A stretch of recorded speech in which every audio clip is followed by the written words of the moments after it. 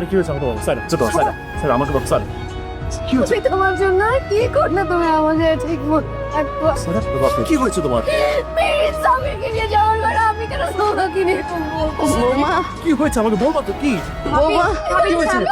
তোমার জন্য তুই কেন আমাকে ভালোবাসো না ফাহাদ কি বলবো তুমি তুই বৌমার কষ্ট বুঝস না কেন